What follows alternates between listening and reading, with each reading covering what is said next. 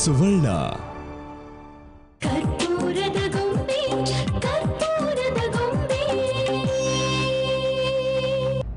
ನನ್ನ ಜೊತೆ ಪಾವನಿ ಯಾಕಮ್ಮ?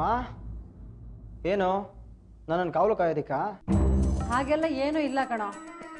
ಇವಳಿಗೂ ಒಬ್ಬಳೆ ಮನೇಲಿರೋದಕ್ಕೆ ಬೇಜಾರಾಗೋದಿಲ್ವಾ? ಈಗಲೇ ನೋಡು, ಇಲ್ಲದೆ ಇರೋ ಕೆಲಸಗಳನ್ನೆಲ್ಲ ಮೈ ಮೇಲೆ ಹೇಳ್ಕೊಂಡು ಹೇಗೆ ಮಾಡ್ತಿದ್ದಾಳೆ ಅಂತ. ಅಮ್ಮ, ಇವಳಿಗೆ ಪುಸ್ತಕ ಓದೋ ಅಭ್ಯಾಸ ಇಲ್ಲಮ್ಮ. ಏನೇ ಪಾವನಿ, ನನ್ನ ಜೊತೆ ಲೈಬ್ರರಿಗೆ ಬರ್ತೀಯಾ?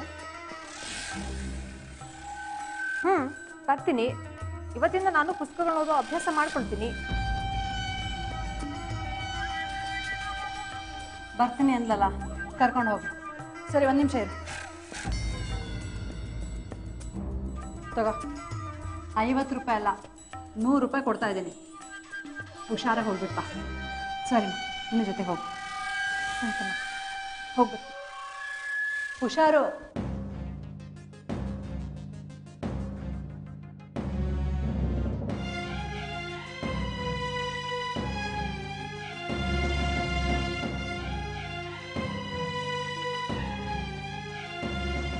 ಅಮ್ಮ, ನಾಗಾರ್ಜುನ ಬಂದ್ಯಾ? ಏನಮ್ಮ ನೀನು ಹೇಳಿದ್ದು? ನೀನು ಹೇಳಿದ್ದಲ್ಲ ನಿಜಾನ?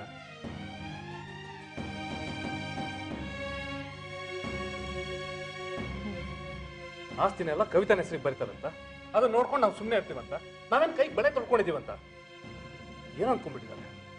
ಒಬ್ಬೊಬ್ರನ್ನು ಬಲಿ ಹಾಕ್ಬಿಡ್ತೀನಿ. ಯಾರನ್ನಪ್ಪ ಬಲಿ ಹಾಕ್ಬೇಕು ಅಂತಿರೋದು ನೀನು?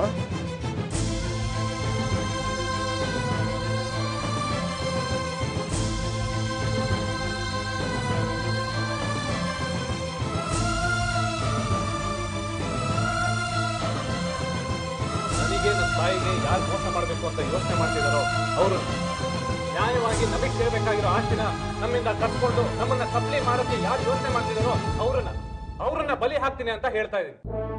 ಅರೆ, ಅದು ನನ್ ದುಡಿಮೆ ಕಣಯ್ಯ, ನನ್ ದುಡ್ಡು, ನನ್ನ ಕಾಸು, ನಾನ್ ಸಂಪಾದನೆ ಮಾಡಿರೋ ನನ್ನ ಸ್ವಯಾರ್ಜಿತ ಸ್ವತ್ತು.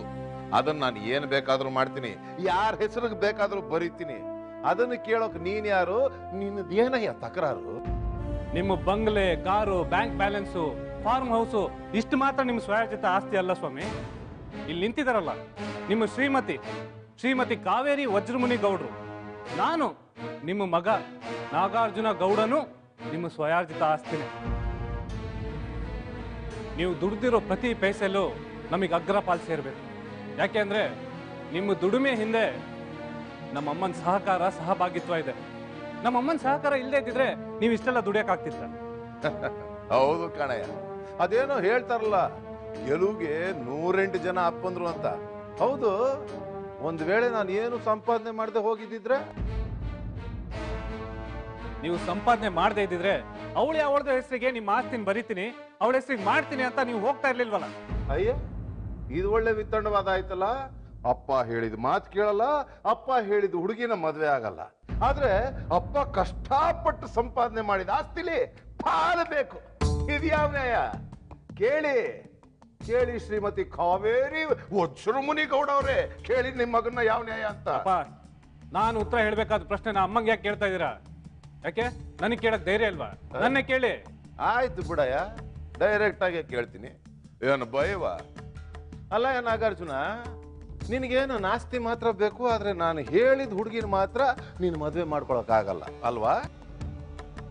ಹಾ, ನೀವು ಹೇಳಿದ ಹುಡುಗಿ ಜೊತೆನೆ ನಾನು ಮದ್ವೆ ಮಾಡ್ಕೊಳ್ತಿದ್ದೆ. ಆದ್ರೆ ಯಾವಾಗ?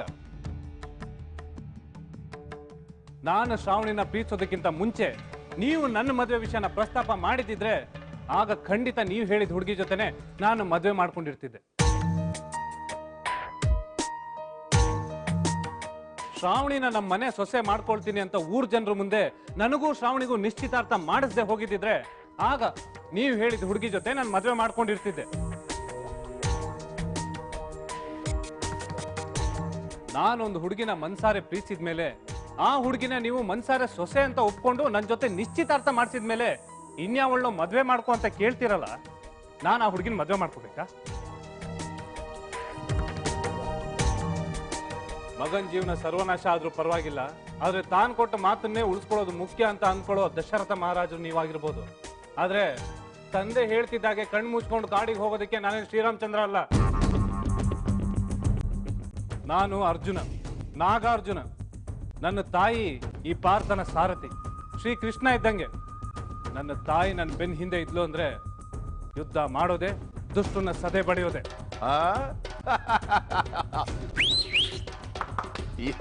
ಏನ್ ಹೇಳಿದ್ಯೋ? ಸದೆ ಬಡ್ದು ಬಿಡ್ತೀಯ ನನ್ನ?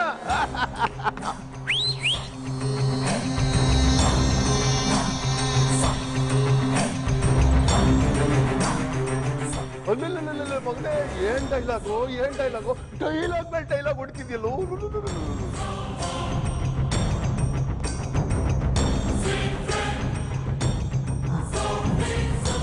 ಇದನ್ನೇ ನೇರವಾಗಿ ನಿಮ್ ದುಡ್ಡು ಬೇಕು, ನಿಮ್ ನೆರಳು ಬೇಕು, ಅವೆರಡು ಇಲ್ಲದೆ ಇದ್ರೆ ನಾವು ಬೀದಿ ಬಿಕಾರಿಗಳಾಗ್ತೀವಿ ಅಂತ ಪಡ್ಕೋಬೋದಲ್ಲ.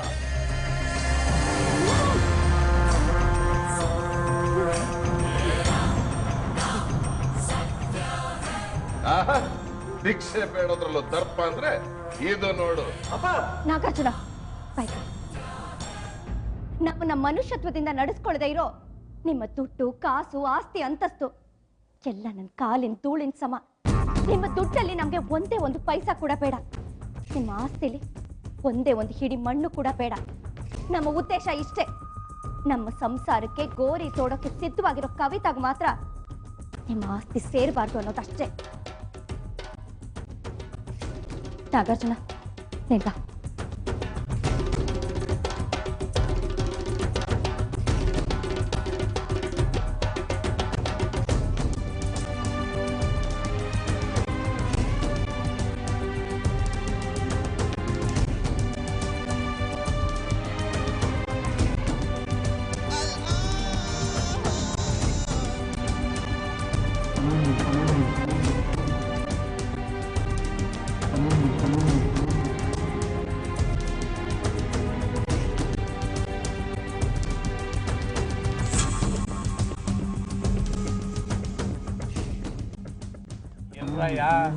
ಅರ್ಬಿಂದ ಬರ್ಲೇ ಇಲ್ವಲ್ಲ ಸರ್? ನಮ್ಮ ಸಾಹೇಬ್ರ ಹತ್ರ ಏನೋ ವಿಷಯ ಮಾತಾಡ್ಬೇಕು ಅಂತ ಹೇಳಿ ಬಂದಿದ್ದೀವಿ ಸರ್. ಬರೋದು ಬಿಡೋದು ಅವನಿಷ್ಟ ಸರ್. ಸರ್, ಇಷ್ಟಕ್ಕೂ ಪೊಲೀಸ್ನರ್ಗಳು ಮಾತು ನಂಬ್ಕೊಂಡು ಕ್ರಿಮಿನಲ್ಗಳು ಹೇಗೆ ಬರ್ತಾರೆ ಸರ್? ಏನು ಕೌಂಟ್ರ್ ಮಾಡ್ತಾರೆ ಅನ್ನೋ ಭಯ ಇರಲ್ವಾ? ಕರೀತಾ ಇರೋದು ಯಾವುದೇ ಎನ್ಕ್ವೈರಿಗಲ್ಲ, ಡೀಲ್ ಮಾಡೋದಕ್ಕೆ ಅಂತ ಹೇಳಿದ್ರಿ ತಾನೇ? ಹೇಳಿದ್ವಿ ಸರ್. ಆದ್ರೂ ಯಾಕೆ ಬಂದಿಲ್ಲ? ಸಾಮಾನ್ಯವಾಗಿ ಪೊಲೀಸ್ ಅಧಿಕಾರಿಗಳು ಹೇಳಿ ಕಳಿಸಿದಾಗ ಕ್ರಿಮಿನಲ್ಸು ಎದ್ನೋ ಬಿದ್ನೋ ಅಂತ ಓಡ್ಬರ್ತಾರೆ. ಆದ್ರೆ ಇವನು ಖತರ್ನಾಕ್ ಕ್ರಿಮಿನಲ್. ಕೇಳಿದ್ರೆ ನಾನು ಕ್ರಿಮಿನಲ್ಲೇ ಅಲ್ಲ ಅಂತಾನೆ. ಬೇಕಾದಷ್ಟು ಮರ್ಡರ್ ಮಾಡಿದ್ರು ಮುಂದೆ ಒಂದು ಕೇಸ್ ಇಲ್ದಂಗೆ ನೋಡ್ಕೊಂಡಿದ್ದಾನೆ. ಸರ್, ಇಷ್ಟಕ್ಕೂ ಅವನೇ ಯಾಕೆ ಕರೆಸಿದಿರಿ ಸರ್? ಡೀಲ್ ಒಪ್ಸಿದಿಕ್ಕ? ಅವನ್ನೇ ಡೀಲ್ ಮಾಡೋದಿಕ್ಕ? ಅಂದ್ರೆ ಏನ್ ಕೊಡ್ರು ಮಾಡೋದಿಕ್ಕ? ಅಯ್ಯೋ, ನಿಮಗೂ ಅನುಮಾನನ?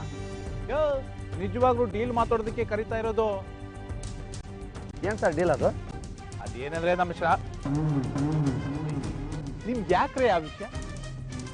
ಸರ್, ನೀವು ಅರವಿಂದ್ ಕೊಡ್ತಿರೋ ಡೀಲು ಪರ್ಸನಲ್ಲ ಪ್ರೊಫೆಷನಲ್ಲ? ಅದೆಲ್ಲ ನಿಮ್ಗೆ ಯಾಕ್ರಯ್ಯ? ನಿಮ್ಗೆಲ್ಲ ಹೇಳಕ್ಕಾಗೋದಿಲ್ಲ ಕಣ್ರಯ್ಯ. Department secrets. ನೋಡಿ, ನಮ್ಮ ಸೀನಿಯರ್ ಆಫೀಸರು ನನಗೆ ಜವಾಬ್ದಾರಿನ ವಹಿಸಿರ್ತಾರೆ, ನಾನು ಅದನ್ನು ಪಾಲಿಸ್ತಾ ಇದ್ದೀನಿ. ನೋಡಪ್ಪ, ಯಾವುದೇ ಕಾರಣಕ್ಕೂ ನಾವು ಈ ಕ್ರಿಮಿನಲ್ ಅರವಿಂದ ಮೀಟ್ ಮಾಡ್ತಾ ಇರೋ ವಿಷಯ, ಅವನ ಕಡೆಯಿಂದ ಕೆಲಸ ಮಾಡಿಸ್ಕೊಳ್ತಾ ಇರೋ ವಿಷಯ ಹೊರಗಡೆ ಒಂದು ನರ್ಪೇಳಿಗೂ ಗೊತ್ತಾಗಬಾರ್ದು. ಗೊತ್ತಾಯ್ತು ಅಂದ್ರೆ ಆಮೇಲೆ ನಮ್ಮ ಕೂತ್ಕೆಗೆ ಬರುತ್ತೆ. ಹುಷಾರು. ಸರ್, ಸೀನಿಯರ್ ಆಫೀಸರ್ ಹೇಳಿತಾನೆ ನೀವು ಕೆಲಸ ಮಾಡ್ತಾ ಇರೋದು? ಹೌದೌದು, ಸೀನಿಯರ್ ಆಫೀಸರ್ ಹೇಳಿನೇ ನಾವು ಅರವಿಂದ ಮೀಟ್ ಮಾಡ್ತಾ ಇರೋದು. ಆದರೆ ಅವನಿಗೆ ಏನು ಜವಾಬ್ದಾರಿ ವಹಿಸ್ತಾ ಇದ್ದೀವಿ ಅನ್ನೋದು ಅನ್ಅಫಿಷಿಯಲ್. ಅಂದ್ರೆ ಆ ಕ್ರಿಮಿನಲ್ ಕೈಲಿ ನಮ್ಮ ಸೀನಿಯರ್ ಆಫೀಸರ್ಗಳು ಕ್ರಿಮಿನಲ್ ಕೆಲಸ ಮಾಡ್ತಿದಾರ ಸರ್?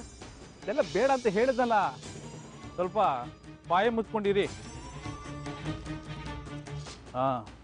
ಹಾಗೆ ಈ ವಿಷಯ ತಗೊಂಡು ಎಲ್ಲೂ ಉಸಿರಿಸಬಾರ್ದು, ಗೊತ್ತಾಯ್ತಾ?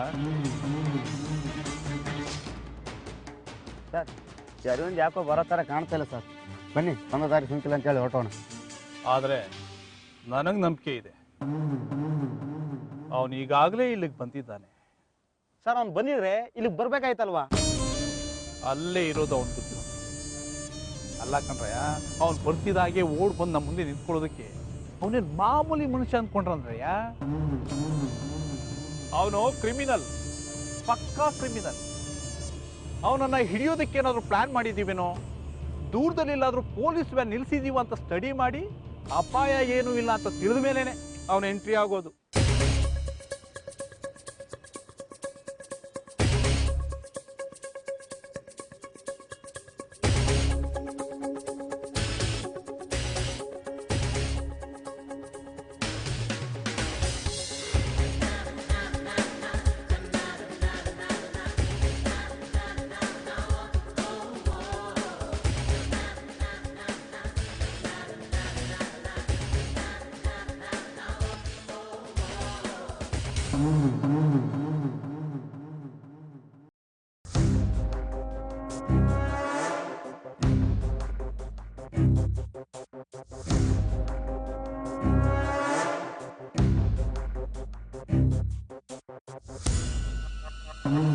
ಹಲೋ ಅರವಿಂದ್.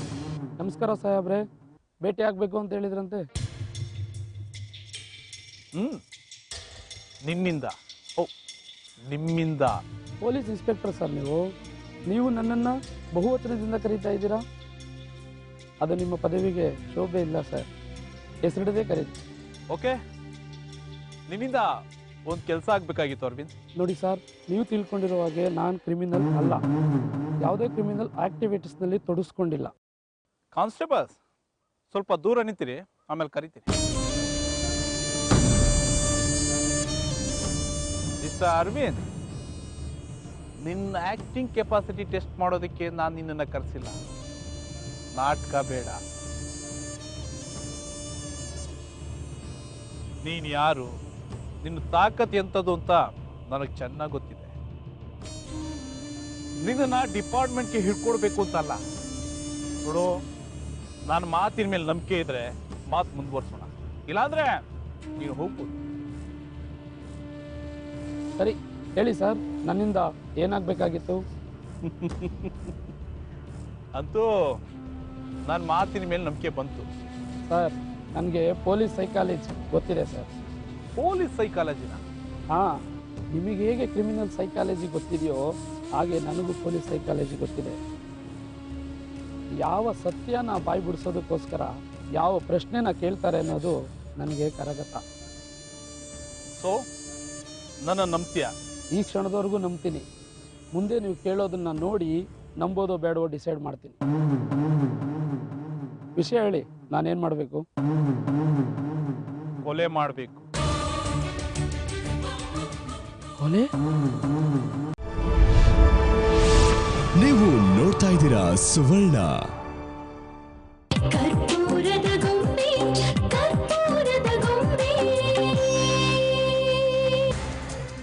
ಏನು ಸರ್, ಡಿಪಾರ್ಟ್ಮೆಂಟಲ್ಲಿದ್ದು ಕೊಲೆ ಮಾಡಕ್ಕೆ ಹೇಳ್ತಿರಲ್ಲ ಸರ್? ನಾನು ಈ ಡಿಪಾರ್ಟ್ಮೆಂಟ್ ಪರ್ಸನ್ ಆಗಿ ಈ ಕೆಲಸ ಮಾಡುವಂತ ಹೇಳ್ತಾ ಇಲ್ಲ ಅರವಿಂದ್. ಈ ಸಮಾಜದಲ್ಲಿ ಗಣ್ಯ ವ್ಯಕ್ತಿ ಆಗಿರೋ ಮಿನಿಸ್ಟರ್ ವಜ್ರಮುನಿ ಗೌಡ ಅವರ ಅಳಿಯನಾಗಿ ಹೇಳ್ತಾ ಇದ್ದೀನಿ. ಯಾರನ್ನು ಕೊಲೆ ಮಾಡಬೇಕು? ಶ್ರಾವಣಿ ಅನ್ನೋ ಹುಡುಗಿನ. ಶ್ರಾವಣಿ? ಯಾರದು? ನನ್ನ ಬಾಮೈದನಿಗೆ ನಿಶ್ಚಯವಾಗಿದ್ದ ಹುಡುಗಿ. ಅಂದರೆ ನಿಶ್ಚಿತಾರ್ಥ ಆಗಿರೋ ಹುಡುಗಿನ ಕೊಲೆ ಮಾಡು ಅಂತ ಹೇಳ್ತಿದ್ದೀರಾ? ಬಾಮೈದ ಇಷ್ಟಪಟ್ಟು ಹುಡುಗಿ. ಆ ಹುಡುಗಿನ ಕಂಡ್ರೆ ನಮ್ಮ ಮನೇಲಿ ಯಾರಿಗೂ ಇಷ್ಟ ಇಲ್ಲ. ಆದರೆ ಹುಡುಗಿ ತುಂಬಾನೇ ಇಷ್ಟಪಟ್ಟಿದ್ದಾರೆ. ನಮ್ಮ ಮಾವ ತನ್ನ ತಂಗಿ ಮಗಳನ್ನೇ ತಂದ್ಕೊಳ್ಬೇಕು ಅಂತ ತಂಗಿಗೆ ಮಾತು ಕೊಟ್ಟಿದ್ದಾರೆ. ಈ ಶ್ರಾವಣಿ ಉಡಾಪಟ್ಟ ಹಾಕೊಂಡು ಕೂತ್ಬಿಟ್ಟಿದ್ದಾಳೆ. ನಾವು ಏನೇನೋ ಪ್ರಯತ್ನ ಮಾಡಿ ನೋಡಿದ್ವಿ, ಬಿಡ್ತಾ ಇಲ್ಲ. ಸರ್, ನಾನು ಫ್ಯಾಮಿಲಿ ಮ್ಯಾಟ್ರಲ್ಲಿ ತಲೆ ಹಾಕಲ್ಲ ಸರ್. ನಾನೇನಿದ್ರು ಬಿಸ್ನೆಸ್ಸು ಪೊಲಿಟಿಕಲ್ಸ್ ಅಷ್ಟೇ. ಅಂಥದ್ರಲ್ಲೂ ಹೋಗಿ ಒಂದು ಹೆಣ್ಮಗಳನ್ನ ಕೊಲೆ ಮಾಡು ಅಂತ ಹೇಳ್ತಿರಲ್ಲ ಸರ್. ಅಲ್ಲಯ್ಯ, ಕಸಾಯಿಖಾನೆ ಓಪನ್ ಮಾಡಿಟ್ಕೊಂಡು ನಾನು ಕುರಿ ಮಾತ್ರ ಕಡಿಯೋದು, ಮೇಕೆನ್ ಕಡಿಯೋಲ್ಲ, ಕೋಳಿನ ಕುಯ್ಯೋದಿಲ್ಲ ಅಂತಂದ್ರೆ ಹೇಗೆ ಅರವಿಂದ್? ಅದೇ ರಕ್ತ, ಅದೇ ಪ್ರಾಣ, ಅದೇ ತಲೆ, ಕಣ್ಣು ಮುಚ್ಕೊಂಡು ಕಡಿತಾ ಇರಬೇಕು. ಸರ್, ಕೆಲವು ಕ್ರಿಮಿನಲ್ಸ್ಗೂ ಸೆಂಟಿಮೆಂಟ್ ಇರ್ತವೆ ಸರ್. ಇಂಥ ಸೆಂಟಿಮೆಂಟ್ಸ್ಗಳೇ ನಿಮ್ಮಂಥವ್ರಿಗೆ ಮುಳುವಾಗೋದು ಅರವಿಂದ್. ನೋಡು, ದುಡ್ಡು ಎಷ್ಟಾದ್ರೂ ಪರವಾಗಿಲ್ಲ, ಕೆಲಸ ಮುಗಿಬೇಕು. ಮುಂದಿನ ಮುಹೂರ್ತದಲ್ಲೇ ನಮ್ಮ ಬಾಮೈದನ್ಗೆ ಅವ್ರ ಅತ್ತೆ ಮಗಳ ಜೊತೆ ಮದುವೆ ಮಾಡಬೇಕು ಅಂತ ಅಂದ್ಕೊಂಡಿದ್ದೀವಿ. ಅಷ್ಟರಲ್ಲಿ ನೀನು ಶ್ರಾವಣಿಗೆ ಮುಹೂರ್ತ ಇಡಬೇಕು. ಸರ್, ನನಗೆ 24 ಅವರ್ ಟೈಮ್ ಬೇಕು. ಯೋಚನೆ ಮಾಡಿ ಹೇಳ್ತೀನಿ. ಓಕೆ, 24 ಗಂಟೆ ಟೈಮ್ ತಗೋ, ಯೋಚನೆ ಮಾಡು.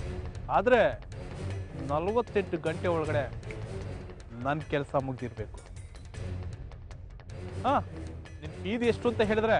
ಹುಡುಗಿ ಫೋಟೋ ತಂದಿದ್ದೀರಾ? ಓಹ್, ಮರ್ತುಬಿಟ್ಟೆ. ನೆಕ್ಸ್ಟ್ ಟೈಮ್ ಬರುವಾಗ ತಗೊಂಡು ಬನ್ನಿ. ಫೋಟೋ ಮಾತ್ರ ಅಲ್ಲ, ಅಡ್ವಾನ್ಸ್ ಕೂಡ. ಹಾಗಾದರೆ ನನ್ನ ಕೆಲಸ ಪಕ್ಕ. ನಾನು ನಿಮಗೆ ಫೋನ್ ಮಾಡಿ ಕರೆದ್ರೆ ಪಕ್ಕ, ಇಲ್ಲ ಅಂದರೆ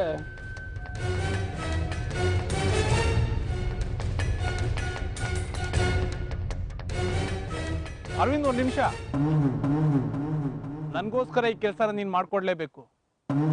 ನಿನ್ನನ್ನು ಬಿಟ್ಟರೆ ಈ ಕೆಲಸನ ಬೇರೆ ಯಾರಿಂದನೂ ಮಾಡೋದಕ್ಕಾಗೋದಿಲ್ಲ. ನಾನು ನಿನ್ನನ್ನೇ ನಂಬಿದ್ದೀನಿ.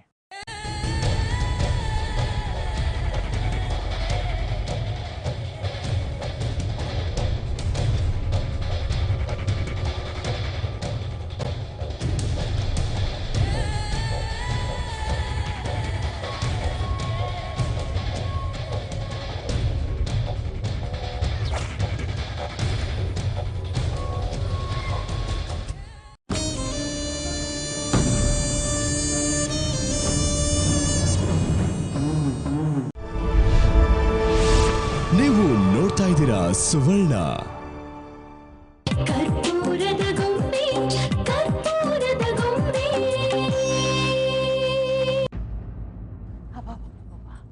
ಏನ್ ಬಿಸಿಲು, ಏನ್ ಧಗೆ. ಬೇಸಿಗೆ ಬಂತು ಅಂದ್ರೆ ಬೆಂಗಳೂರು ಬೆಂದು ಹೋಗ್ಬಿಡುತ್ತೆ. ಕಾವೇರಿ, ಲೇ ಕಾವೇರಿ, ಎಲ್ಲೇ ಹಾಳಾಗಿ ಹೋಗಿದೀಯಾ?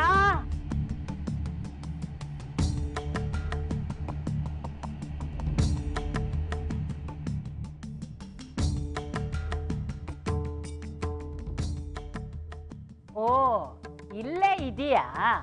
ಇಲ್ಲೇ ಇದೀನಿ ಅತ್ತೆ ಅಂತ ಹೇಳಕ್ ಏನೇನ್ ದಾಡಿ ನಿಂಗೆ? ನಾನು ಆವಾಗಿಂದ ಮಾತಾಡ್ತಾ ಇದ್ದೀನಿ, ಗರುಡ್ಗಂಬ ತರ ನಿಂತೇ ಇದೆಯಲ್ಲ. ದುರಹಂಕಾರಿ. ನಿನಗೆ ಕೂತ್ರೆ 2 ಏಟು, ನಿಂತ್ರೆ 2 ಏಟು, ಬಿಟ್ಟು ಬಿಟ್ಟು ರೆಡಿ ಮಾಡ್ಬೇಕಾಗಿತ್ತು. ಆ ನನ್ ಮಗ ಹೆಂಡತಿ ಸೀರೆ ಸೆರಿಗೆಗೆ ಶರಣಾಗಿ ನೀನು ಹೋದಂಗೆಲ್ಲ ಬಿಟ್ಬಿಟ್ಟಿದ್ದಾನೆ. ನನ್ನನ್ನ ಯಾಕೆ ಕರೆದ್ರಿ ಅಂತ ಅದನ್ನ ಮೊದಲು ಹೇಳಿ. ಹೋಗಿ ಸಣ್ಣಗೆ 1 ಲೋಟ ನಿಂಬೆ ಹಣ್ಣು ಜ್ಯೂಸ್ ಮಾಡ್ಕೊಂಡ್ ಬಾ. ಬೇಡಮ್ಮ, ಇವ್ರಿಗೆ ನೀನೇನು ಮಾಡ್ಕೊಡ್ಬೇಡ. ನಾಗಾರ್ಜುನ, ಯಾವಾಗ ಬಂದ್ಯೋ? ಹೊರ್ತಿದ್ದಾಗ್ಲೇ ಖ್ಯಾತೆ ತೆಗಿತಾ ಇದೀಯಾ? ಯಾಕೋ ನಂಗೆ ಜ್ಯೂಸ್ ಮಾಡ್ಕೊಡ್ಬೇಡ ಅಂತ ಹೇಳ್ದೆ? ಬೆಕ್ಕಿಲ್ಲದ ಮನೆಯಲ್ಲಿ ಇಲ್ಲಿದೆ ಸಂಗೀತ ಕಚೇರಿ ಅನ್ನೋ ತರ. ಏನು ನಾನು ಮನೇಲಿಲ್ಲ ಅಂತ ಭಾರಿ ಹೆಚ್ಕೊಬಿಟ್ಟಿದ್ಯಾ? ಏನ್ ನಿನ್ ಕತೆ? ಯಾರಿಗೋ ನೀನು ಇಲಿ ಅಂತ ಹೇಳ್ತಾ ಇರೋದು? ನೀನು ಇಲಿ, ನಾನು ಹುಲಿ. ನನಗೆ ಹೆದರ್ಕೊಂಡು ಮನೆ ಬಿಟ್ಟು ಹೋದವನು ಈಗ ವಾಪಸ್ ಬಂದು ನನಗೆ ಜೋರ್ ಮಾಡ್ತಾ ಇದೀಯಾ? ಏನೋ ಸ್ವಲ್ಪ ದಿನ ಹೊರಗಡೆ ಇದ್ದು ನನ್ನ ಮೇಲೆ ಯುದ್ಧ ಸಾರೋದಕ್ಕೆ ಶಕ್ತಿ, ಧೈರ್ಯ, ಸಂಪಾದನೆ ಮಾಡ್ಕೊಂಡು ಬರಕ್ ಹೋಗಿದ್ಯಾ? ಏನ ನಾನ್ ನಿನಗೆ ಎದ್ರುಕೊಂಡು ಮನೆ ಬಿಟ್ಟು ಹೋಗಿದ್ನ? ಕನ್ಫರ್ಮ್ ಆಗಿ ನಿಂಗೆ 60 ವರ್ಷ ಆಗಿದೆ, ಅರಳು ಮರಳು ಶುರು ಆಗಿದೆ. ಅಮ್ಮ, ಡೈರೆಕ್ಟ್ರಲ್ಲಿ ನಿಮ್ಯಾನ್ಸ್ ಹಾಸ್ಪಿಟ್ಲ್ ನಂಬರ್ ಹುಡುಕಿಡು, ಯಾವ ಗಳಿಗೆಯಲ್ಲಿ ಬೇಕಾದ್ರೂ ಬೇಕಾಗ್ಬೋದು. ಏನೋ ನನಗೆ ಹುಚ್ಚು ಹಿಡಿಯುತ್ತೆ ಅಂತ ಹೇಳ್ತಾ ಇದೆಯೇನೋ? ಹಿಡಿಯತ್ತೆ ಅಲ್ಲ, ಆಲ್ರೆಡಿ ಹಿಡಿದಾಗಿದೆ. ದರ್ಪ, ಅಹಂಕಾರ ಅನ್ನೋ ಹುಚ್ಚು. ಅದು ನಮ್ಮ ವಂಶದ ರಕ್ತದಲ್ಲೇ ಇದೆ ಕಣೋ. ನಾವು ಆಳೋದಕ್ಕೆ ಅಂತಾನೆ ಹುಟ್ಟಿದವರು. ಸಂತೋಷ, ನೀವು ಆಳೋದಿಕ್ಕಂತಾನೆ ಹುಟ್ಟಿದಿರಿ. ಆದ್ರೆ ನಮ್ಮಮ್ಮ ನಿಮ್ಮ ಆಳಾಗೇನು ಹುಟ್ಟಿಲ್ಲ, ನೀವು ಹೇಳಿದ ಚಾಕ್ರಿಗಳನ್ನೆಲ್ಲ ಮಾಡೋದಿಕ್ಕೆ. ನನ್ನ ಸೇವೆ ಮಾಡೋದಕ್ಕಿಂತ ಇನ್ನೂ ಹೆಚ್ಚಿನ ಘನಂದಾರಿ ಕೆಲಸ ಇನ್ನೇನಿದೆಯಪ್ಪ ಇವಳಿಗೆ ಈ ಮನೇಲಿ? ನನ್ನ ಮಟ್ಟಿಗೆ ಇವಳು ಈ ಮನೆ ಕೆಲಸದವಳೆ. ಅಜಯ್,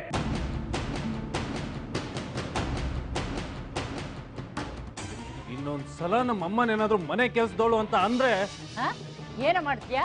ಸಾಯಿಸ್ತೇನೋ? ಬಾರೋ, ಸಾಯಿಸ್ ಬಾರೋ. ತಾನಾಗೆ ಕುಸಿದ್ ಬೀಳೋಕೆ ಸಿದ್ಧವಾಗಿರೋ ಮರದ ಮೇಲೆ ಒಡ್ಲಿ ಎತ್ಕೊಳ್ಳುವಂತ ಮೂರ್ಖ ನಾನಲ್ಲ. ಅಂದ್ರೆ ನಾನು ಇವತ್ತಲ್ಲ ನಾಳೆ ಸಾಯೋ ಮುದುಕಿ ಅಂತ ಹೇಳ್ತಾ ಇದೆಯೇನೋ? ಇಲ್ಲ ನಿನ್ ಚಿರಂಜೀವಿ ಇಲ್ಲೇ ಗೂಟ ಹೊಡ್ಕೊಂಡಿರ್ತೇವೆ ನೋಡು. ಹೌದು ಕಣೋ, ನಾನು ಇದೇ ಮನೆಯಲ್ಲಿ ಗೂಟ ಪಡ್ಕೊಂಡು ಕೂತಿರ್ತೀನಿ. ಯಾಕಂದ್ರೆ ಇದು ನನ್ನ ಮಗನ ಮನೆ. ನೀನ್ ಯಾಕೆ ಇಲ್ಲಿಗೆ ಬಂದೆ ಅದನ್ನ ಮೊದ್ಲು ಹೇಳು. ಕನ್ಫರ್ಮ್ ಆಗಿ ನಿನಗೆ ಅರಳು ಮರಳೆ. ನನ್ನ ಮನೆಗೆ ನಾನು ಬಂದ್ರೆ ಯಾಕೆ ಬಂದೆ ಅಂತ ಕೇಳ್ತೀಯ? ಇಷ್ಟು ದಿನ ನಿಮ್ ದರಿದ್ರ ಮುಖಗಳನ್ನು ನೋಡಕ್ ಇಷ್ಟ ಇಲ್ಲದೆ ಹೊರಗೆ ಹೋಗಿದ್ದೆ. ಈಗ ವಾಪಸ್ ಬಂದಿದ್ದೀನಿ. ಹಾ, ಯಾಕೆ ಬಂದೆ ಅಂತ ಕೇಳಿದೆ ಅಲ್ಲ, ಹೇಳ್ತೀನಿ ಕೇಳಿಸ್ಕೊ. ನಿನಗೆ ಬುದ್ಧಿ ಕಲ್ಸೋದಿಕ್ ಬಂದಿದ್ದೀನಿ. ನಿನ್ನ ನಿನ್ ಮೊಮ್ಮಗಳನ್ನ ಈ ಮನೆಯಿಂದ ಗಂಟು ಮೂಟೆ ಕಟ್ಸೋದಿಕ್ ಬಂದಿದ್ದೀನಿ.